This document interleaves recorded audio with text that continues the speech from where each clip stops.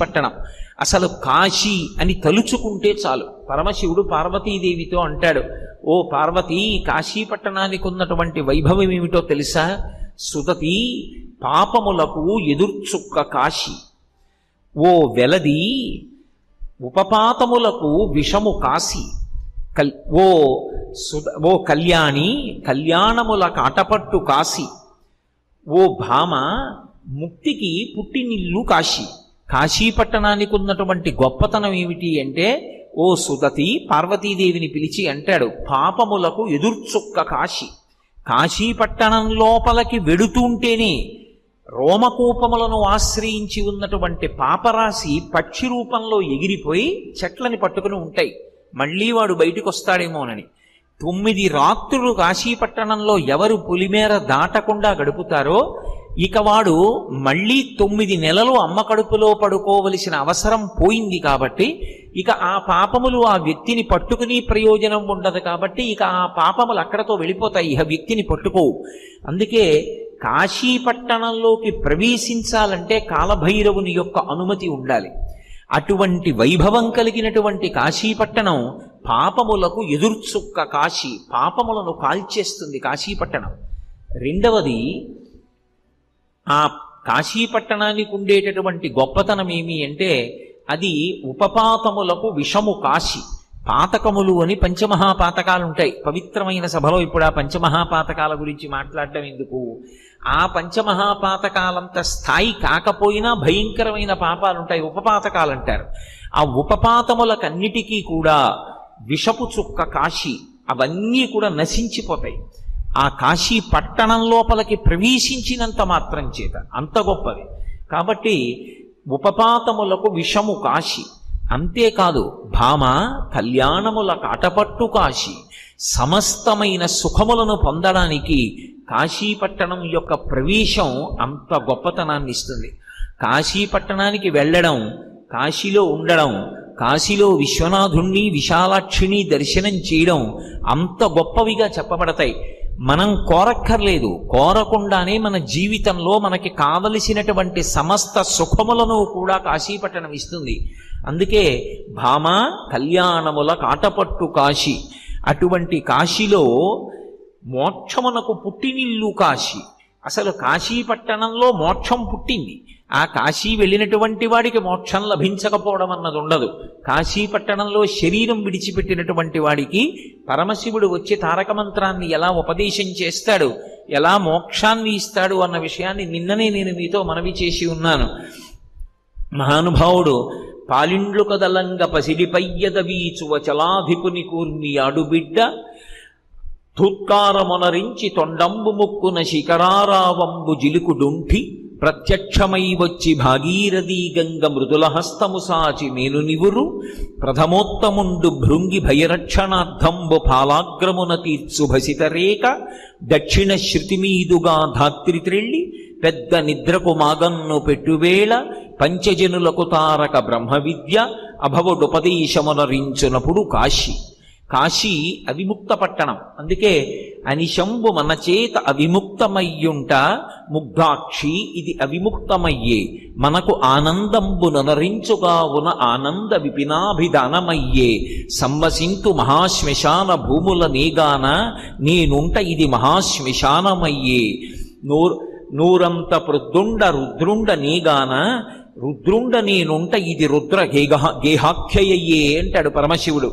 ఆయన మహానుభావుడు అక్కడ ఉన్నాడు కాబట్టి ఆ పట్టణం ఎప్పుడూ పార్వతీ పరమేశ్వరుల యొక్క స్పర్శని కోల్పోనటువంటి పట్టణం. ఆయనకి ఆనందం ఇచ్చేటటువంటి పట్టణం కాబట్టి ఆనంద విపినాభిధానమయ్యే ఆనందకాననము అని పిలుస్తారు. అంత గొప్ప కాశీ పట్టణానికి ఒక లక్షణం ఉంటుంది. కాశీపట్టణంలో నాకు ఇది కావాలని అడగకూడదు. ఒక్క అన్నపూర్ణమ్మ దగ్గరికి వెళ్ళి అడగడం వినా ఎక్కడ అడగరు. ఎందుకంటే కాశీ వెళ్ళి అడగడానికి కావలసినంత శక్తి మనకి లేదు. మనకేమొచ్చు అడగడం. అందుకే కాశీ వెళ్ళి కొబ్బరికాయ తెచ్చుకున్నాడు రాను మొదక సామెత పుట్టింది. కాశీ వెళ్ళి కొబ్బరికాయ తెచ్చుకున్నాడు రా అని ఎందుకంటారంటే, విశ్వనాథుడు మోక్షాన్ని ఇచ్చేస్తాడు అక్కడ. అక్కడ ఉపపాతకములు పాపములు కాల్చేస్తాడు. కళ్యాణముల కాటపట్టు, ముక్తికి పుట్టినిల్లు విశ్వనాథుడు, శ్రీ విశాలాక్షి అక్కడ వచ్చినటువంటి భక్తజనులను అలా అనుగ్రహిస్తూ ఉంటారు. అటువంటి కాశీ పట్టణానికి వెళ్ళి విశ్వనాథుడి దగ్గర నిలబడి అడగమంటే మనకి ఏమొచ్చని అడుగుతాం? మహా అయితే వచ్చే సంవత్సరం నాకు ప్రమోషన్ రావాలని అడగాలి. దిక్కుమాలిన ప్రమోషన్ ఎందుకు పనికొస్తుంది? 60 ఏళ్ళు వచ్చిన తర్వాత పేరు పక్క మాజీ ఎందుకు వచ్చింది? అది కాదు. ఆయనని ఏమడగాలో మనకి రాదు. ఆయన మనకి అన్నీ ఇవ్వగలిగినటువంటి వాడు. అంత ఇవ్వగలిగినటువంటి పరాత్పరుడి దగ్గరికి వెళ్ళి మనం నోరు విప్పి అడగడం ఎందుకు? అందుకే కాశీ పట్టణంలో మోక్షం ఇస్తానన్నాడు.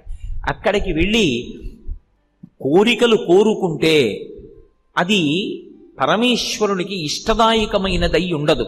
అక్కడ భోగాన్ని కోరకూడదు. కాశీపట్టణంలో భోగం కావాలి అనుకుంటే దక్షారామం వెళ్ళాలి. దక్షారామం పట్టణంలో సమస్త భోగములు లభిస్తాయి. అందుకే రాచనగర యందు మేడ మీద ఉంటాడు దక్షారామంలో ఉండేటటువంటి భీమనాథుడు. ఎంత భోగం అనుభవిస్తాడంటే ఏకాదశి నాడు రాత్రి అంతరాలయం తలుపులు వేసేస్తే నిశ్శబ్దంగా అర్ధరాత్రి దాటిన తర్వాత అమ్మవారు నిద్రలో ఉండగా అర్చకులు తలుపు తీసి చప్పుడు చెయ్యకుండా పరమశివుడి ఉత్సవమూర్తిని కింద వేశ్యవాడకి తీసుకొచ్చారంటారు. మాణిక్యాంబా దేవాలయానికి తీసుకొస్తారు. తీసుకొచ్చి తలుపులు వేసేసి తెల్లవారకుండా మళ్ళీ రాణివాసానికి తీసుకెళ్ళిపోతారు. అంటే అక్కడ పరమశివుడు అనుభవించని భోగం ఉండదు, భక్తులకు ఇవ్వని భోగం ఉండదు. ఎవరైనా ఎప్పుడైనా నాకు ఉద్యోగం కావాలనుకున్నా, ఉద్యోగంలో భద్రత కావాలనుకున్నా, ఐశ్వర్యం కావాలనుకున్నా వెళ్ళవలసినటువంటి క్షేత్రం దక్షారామం. ఎప్పుడైనా సరే నోరు విప్పి అడగవలసినటువంటి అవసరం లేని క్షేత్రం అవిముక్తపురి, కళ్యాణదాయకం, మోక్షపురి కాశీపట్టణం. కాశీపట్టణంలో వ్యాసుడంతటి వాణ్ణి పరీక్షించాడు పరమేశ్వరుడు. ఆయనకి భిక్ష దొరకలేదు కొన్ని రోజుల పాటు. దొరకకపోతే ఎక్కడ లేని కోపం వచ్చేసి గంగానదీ జలాలు మధ్యాహ్నం ఎవరూ తనకు అన్నం పెట్టలేదని చేతిలో నీళ్లు పోసుకుని కాశీ పట్టణాన్ని శపించపోయాడు. కాశీపట్టణంలో ఒక విచిత్రం ఉంది. భారతదేశంలో కాశీపట్టణం తర్వాత మళ్ళీ అటువంటి విచిత్రమైనటువంటి విభూతి ఉన్న పట్టణం ఒక్క మంథనియే అని నేను విన్నాను. ఆఖరికి ఇంట్లో ఎవరైనా శరీరం విడిచిపెట్టేసినటువంటి వాళ్ళు ఇంట్లో శవం ఉన్నా సరే, అమ్మా ఆకలేస్తోందమ్మా అన్నం పెట్టండి అని అడిగితే అన్నానికి లోటు లేనటువంటి ఊళ్ళు, అన్నదానం చేయడానికి ఎప్పుడూ సిద్ధంగా ఉండేటటువంటి కుటుంబాలు ఉన్న ఊళ్ళు భారతదేశం మొత్తం మీద రెండే. ఒకటి కాశీ, 2 మంథని. మంథనిలో అన్నదానానికి లోటు ఉండదంటారు. ఇక్కడికొచ్చి అమ్మా ఆకలేస్తోంది అంటే అన్నం పెట్టడానికి సిద్ధంగా లేని కుటుంబీ ఉండడు, గృహస్థు. కాశీపట్టణంలో అంతే. అమ్మ ఆకలేస్తోంది అని అడగడమే తర్వాయి అన్నం పెడుతుంది. అసలు కాశీపట్టణానికి ఓ లక్షణం ఉంది. మధ్యాహ్నం 12 గంటలు అయ్యేటప్పటికీ అక్కడ వడ్డన చేసే ఆడవాళ్ళందరిలోకి విశాలాక్షి ప్రవేశిస్తుందిట. అందుకే కాశీ వెడితే మధ్యాహ్న వేళలో వడ్డన చేయడానికి సువాసినులు ముందుకొస్తారు. అయ్యా మేము కూడా కాస్త వడ్డన చేస్తామండి. మేము కాశీపట్టణానికి వెళ్ళినటువంటి రోజుల్లో కాశీలో మేము యాత్ర చేసి వచ్చినప్పుడు మాతో పాటు చాలామంది, కొన్ని 100 మంది వెళ్ళాం. కాశీఖండం అంతా అక్కడ కూర్చుని చెప్పుకుంటూ గడిపాం. ఆ గడిపినటువంటి రోజుల్లో సువాసినులు మధ్యాహ్నం అయ్యేటప్పటికీ మేము వడ్డిస్తామండి అని అడిగితే యాత్రకు వచ్చిన సువాసినులందరికీ ఒక్కొక్క రోజు కొంతమందికి చొప్పున అవకాశం ఇచ్చేవాళ్ళం. ఎందుకంటే విశాలాక్షి తత్వము, అన్నపూర్ణాతత్వం ఆవహించి అన్నం పెట్టిస్తుంది అని. విశ్వనాథుడు వ్యాసుణ్ణి పరీక్ష చేశాడు. వ్యాసుడు 18 పురాణములకు కర్త.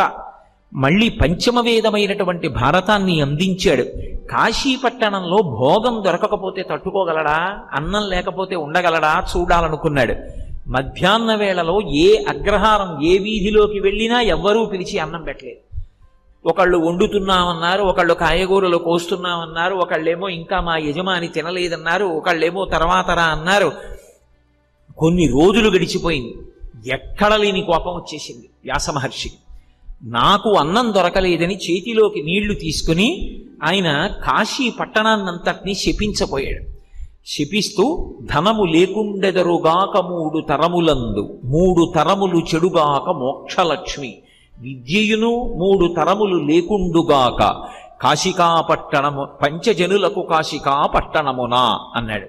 ఈ కాశీ పట్టణంలో వచ్చి ఉన్నటువంటి వాళ్ళకి 3 తరములు మోక్షం లభించకుండుగాక, కాశీ పట్టణానికి వచ్చిన వాళ్ళకి 3 తరాల ధనం లేకుండుగాక, కాశీ పట్టణానికి వచ్చిన వాళ్ళకి 3 తరాలు చదువు రాకుండుగాక అని కాశీని శపించపోయి చేతిలోకి నీళ్లు తీసుకున్నాడు.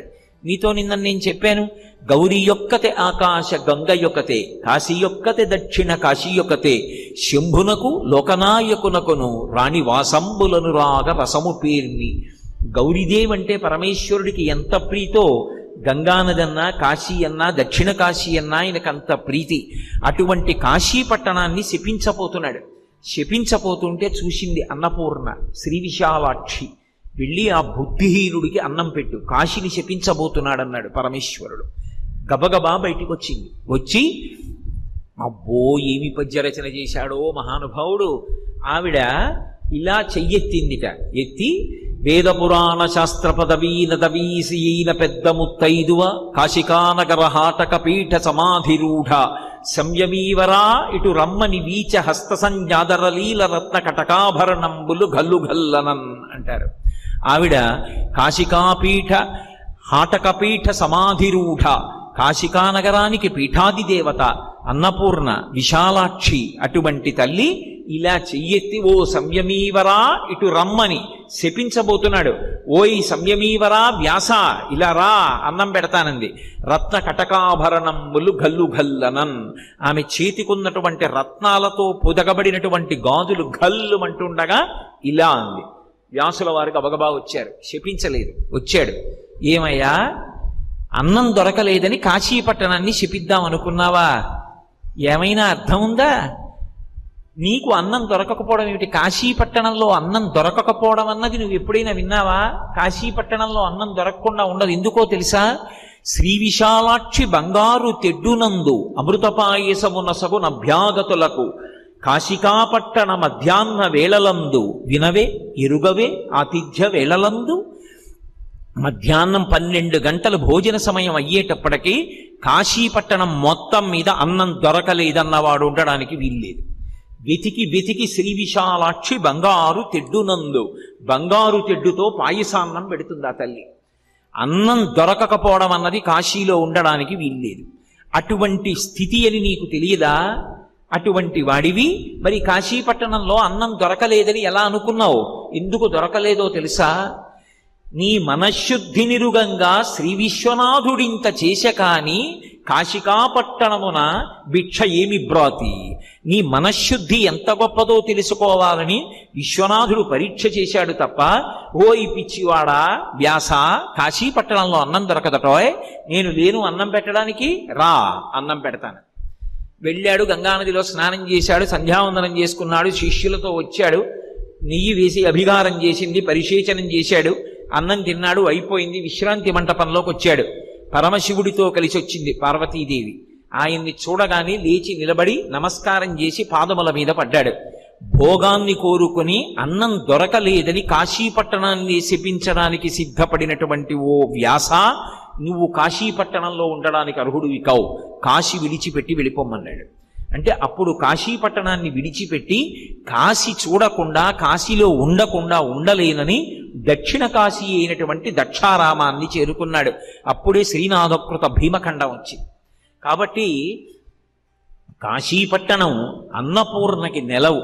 మనమందరం వెడితే కాశీలో ఉన్నటువంటి అన్నపూర్ణాదేవిని, అమ్మా మాకు అన్నం పెట్టు, నా భార్యకి బిడ్డలకి బంధుజనులకు అన్నం పెట్టంటాం. శంకర భగవత్పాదులు అన్నపూర్ణాదేవి దగ్గరికి వెళ్ళి మాతాచ పార్వతీదేవి పితాదేవో మహేశ్వర బాంధవా శివభక్తాశ్చ స్వదేశో భవనత్రయం అన్నారు. అమ్మా భోజనం చేయడానికి వచ్చాను, నాకు భోజనం పెట్టన్నారు. భోజనం పెట్టడానికి భోజనానికి పిలవడానికి ఒక మర్యాద ఉంటుంది. ఎవరైనా మన ఇంటికి వచ్చారనుకోండి, వారికి ఒక్కరికి అన్నం పెడతాననకూడదు. వారితో ఎవరొచ్చారో వారికి కూడా అంత ఆదరంతో అన్నం పెట్టాలి. ఇప్పుడు నేను వచ్చాను మంధని, నాతో పాటు మా గోపాలకృష్ణ గారు వచ్చారు, నాతో పాటు కొంత నా సన్నిహితులు కొంతమంది వచ్చారు, అందరికీ అన్నం పెట్టాలి తప్ప అయ్యా మీకు అన్నం పెడతాం ఉపన్యాసం చెప్తారు కాబట్టి మిగిలిన వాళ్ళని ఎక్కడికో పమ్మనండి అనకూడదు. కాశీపట్టణం తరువాత మళ్ళీ అన్నం పెట్టడం అంటే చూసి నేను పొంగిపోయింది మంథనిలోని. కళ్యాణ మంటపంలో ప్రవచనాలు పెట్టి ప్రతిరోజు మధ్యాహ్నం అయ్యేటప్పటికి 100 మంది పైచిలకు వచ్చిన అతిథులందరినీ కూర్చోపెట్టి పేరు పేరున పిలిచి పిలిచి కోరి కోరి మారు వడ్డించి భోజనం పెట్టి పంపిస్తున్నారు. నిజంగా నాకు మళ్ళీ ఇంకో కాశీ పట్టణానికి వచ్చినంత ఆనందంగా ఉంది. కాబట్టి శ్రీ విశాలాక్షి బంగారు తెడ్డునందు అమృత పాయసమునసుకు అభ్యాగతులకు, కాశీపట్టణంలో బంగారు తెడ్డుతో పాయసం పెడుతుంటుంది కాశీ విశాలాక్షి. అమ్మవారి దగ్గరికి వెళ్ళి శంకర భగవత్పాదులు అన్నారు, అమ్మా మాతాచ పార్వతీదేవి పితాదేవో మహేశ్వర, మా అమ్మ పార్వతీదేవి, మా నాన్నగారు పరమశివుడు, బాంధవా శివభక్తాశ్చ, శివభక్తులందరూ మా బంధువులు. అంటే విష్ణు భక్తులు కారని మీరు అర్థం చేసుకోకూడదు. శివస్య హృదయం విష్ణుర్ విష్ణోశ్చ హృదయం శివ. శివకేశవుల మధ్య భేదం ఉండదు. నిన్ననే కదూ తిరువారూరు చిదంబరం గురించి చెప్తూనే చెప్పాను, ఇద్దరూ ఒక్కటే. కాబట్టి భగవద్భక్తులైనటువంటి వాళ్ళందరూ మా బంధువులు. బాంధవా శివభక్తాశ్చ స్వదేశో భువనత్రయం, ఈ 3 లోకములు మా ఇల్లు. అమ్మ అన్నం పెట్టన్నారు. ఇప్పుడు శంకరులకు అన్నం పెట్టాలంటే అమ్మవారు ఎవరికి అన్నం పెట్టాలి? అందరికీ అన్నం పెట్టాలి. అది శంకర భగవత్పాదాచార్యుల వారి యొక్క గొప్పతనం. బతికున్నన్నాళ్ళు అన్నం తినడం గొప్ప కాదు, తిన్న అన్నం చేత అన్నవికారమైనటువంటి ఈ శరీరమునందున్నటువంటి అంతఃకరణ చతుష్టయమునందు భగవద్భక్తి పరిపూర్ణముగా నిండినటువంటి భక్తితో కూడుకున్నటువంటి బుద్ధితో చేయవలసినటువంటి సమస్త కర్మములను చేయడం చేత ప్రీతి పొందినటువంటి భగవంతుని యొక్క నిర్హేతుక కృపాకటాక్ష వీక్షణముల చేత కలిగినటువంటి జ్ఞానము వలన మళ్లీ పుట్టవలసినటువంటి అవసరం లేని పునరావృత్తి రహిత శాశ్వత శివ సాయుజ్య స్థితిని పొందగలిగినటువంటి వైభవాన్ని సంతరించుకున్నవాడెవరో వాడు ధన్యుడు. కాబట్టి అన్నం తినడం ఒక్కటే కాదు, జ్ఞాన వైరాగ్యములు కావాలి. అందుకే శంకరాచార్యుల వారు వెళ్ళి అందరూ అన్నం కోసం భిక్షాందేహి అంటే అమ్మవారి దగ్గరికి వెళ్ళి జ్ఞాన వైరాగ్య సిద్ధ్యర్థం భిక్షాందేహి చ పార్వతి అన్నారు. అమ్మా నాకు జ్ఞాన వైరాగ్యములను కటాక్షించమ్మా అన్నారు. అంత గొప్ప పట్టణం కాశీ పట్టణం. అన్నపూర్ణే సదాపూర్ణే శంకర ప్రాణవల్లభే, ఆమె శంకరుని యొక్క ప్రాణవల్లభ. సదాపూర్ణి, ఎంతమందికి పెట్టినా ఆవిడ పట్టుకున్నటువంటి పాత్రలో అన్నం అయిపోవడం ఉండదు. ఆవిడ అన్నం పెట్టడం అంటే కేవలం అన్నం ఒకటి పెడుతుందనుకోకూడదు. ఉభౌ దర్వీ కుంభౌ మణిగణక సంభావిత గుణౌ దధానా పాణిభ్యామృతరస మృష్టాన్న కలితౌ కలాఢ్య కళ్యాణి కలిత సదనా శ్రీ గిరసి శిరసస్యౌ భ్రామర్యంబా రచయితు మధిష్టార్థ విభవం అంటారు భ్రమరాంబాదేవి గురించి చెప్తూ. ఆమె ఎడమ చేతిలో బంగారు పాత్ర పట్టుకుని అందులో పాయసం పోసుకుని చేతిలో బంగారు తెడ్డు పట్టుకుని ఆ పాయసం తీసి పెడుతుంది. పెట్టినప్పుడు పాయసం ఒక్కటే పెట్టదు, పాయసంతో కడుపు నింపుతూ ఆ వ్యక్తిలో ఉండిపోయినటువంటి సమస్తమైన ధార్మికమైన కోర్కెలను ఈడేరుస్తుంది. అంత గొప్ప పట్టణం కాశీ.